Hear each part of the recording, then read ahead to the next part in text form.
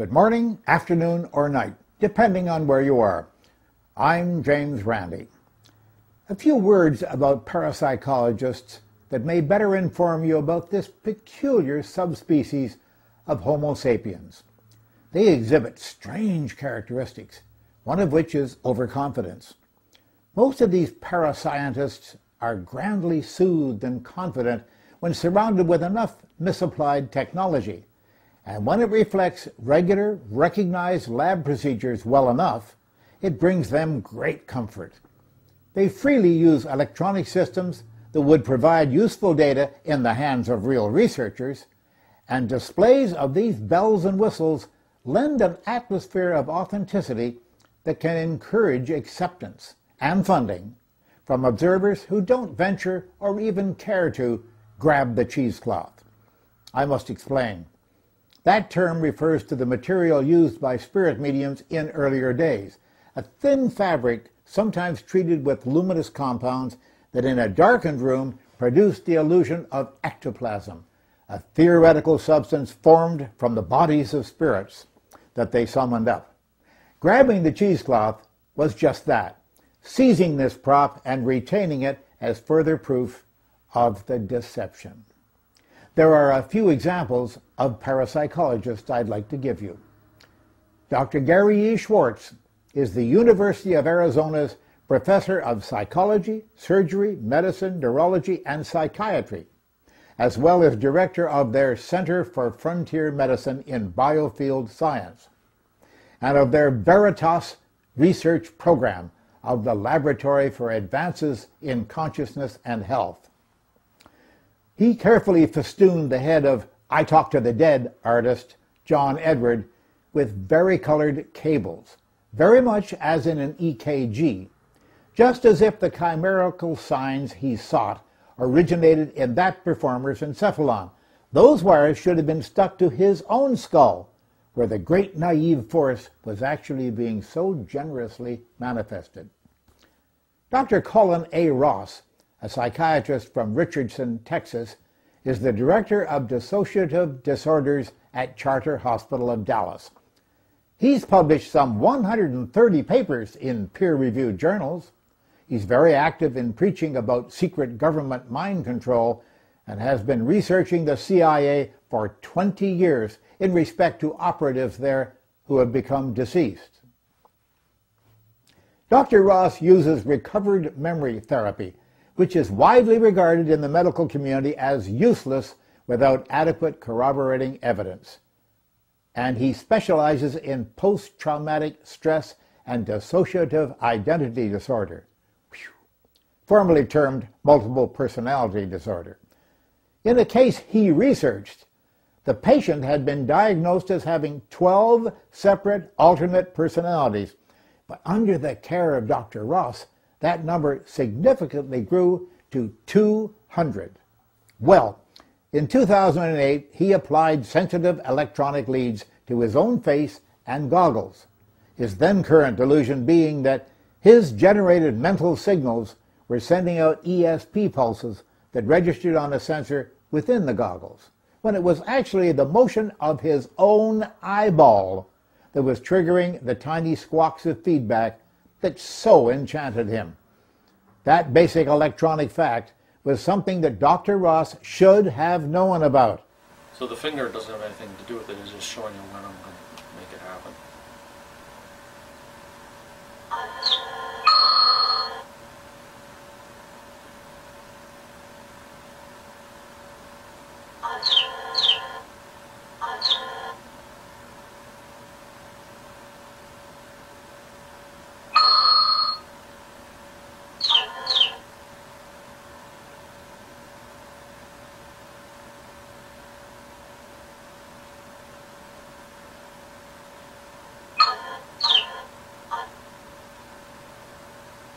So that's basically how it works.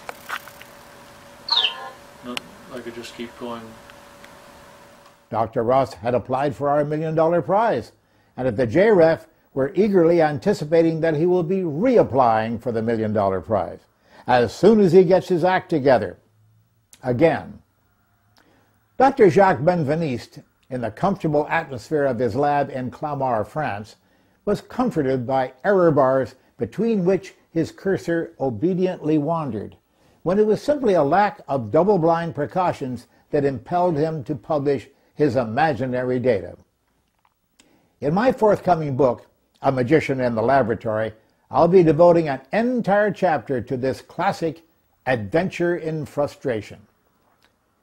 Consider the very handsomely funded Princeton Engineering Anomalies Research Lab, PEAR, where they carried out coin-tossing experiments in which normally expected variances were misinterpreted as significant deviations from this very basic on or off, up or down, yes or no, flip-flop operation, the very simplicity and elegance of which had them enchanted and thoroughly deceived.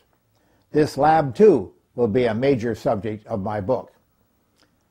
Ghost hunters with overtuned meters, probes, antennae, thermocouples, digital cameras, and hundreds of pounds of equipment that they just don't understand read into every faint burp or squeak of signal heavy significance. They, too, call this science. But all this makes for great TV, and sponsors love it, I can tell you. Teller, of Penn and Teller fame, has a startling illusion in which a handful of coins he has materialized from thin air, wherever that is, suddenly becomes a school of goldfish flashing about in a large aquarium. This, understandably, evokes gasps from the audience.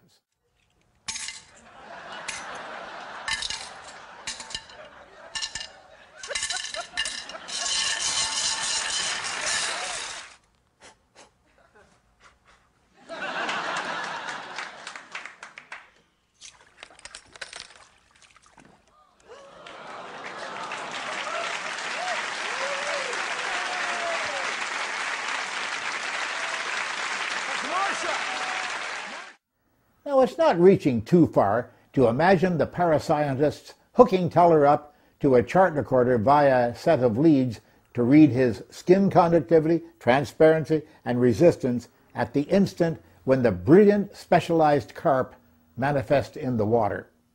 They would call this research, but as usual, they would learn nothing, would not solve the trick, and would have to assert that it was paranormal, that is, outside normal science, much to the mixed amusement and chagrin of the conjuring trade, who pay taxes to support such idiocy as all of us do. A word about that paranormal term. There's no such thing as bad science. It's either science or it's not. The word paranormal was used by Duke University's Dr. Joseph Banks Rhine to designate what he thought he'd discovered: extrasensory perception and psychokinesis, ESP and PK, that existed in a special category beyond orthodox science with no explanations in science.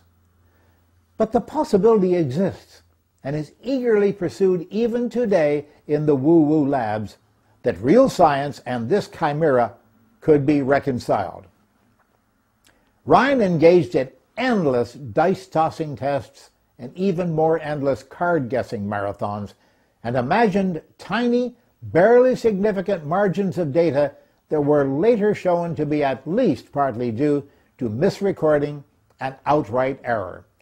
But it was the live performances of tricksters that validated for him and for so many others who followed him the possible trace significance he'd celebrated. Rhine was effectively and easily fooled by such performers because he was convinced, as all parapsychologists are even today, that he couldn't be fooled. In other words, he was the perfect foil for a magic trick. When he came up with words that sounded scientific, were properly derived, and carried the imprimatur of academia, a new pseudoscience was born, and it has grown into a monster. I'm James Randi. Until next time, keep asking questions and stay skeptical. We thank you for watching this latest episode of James Randi Speaks. For more of James Randi and the Educational Foundation, make sure you visit randi.org.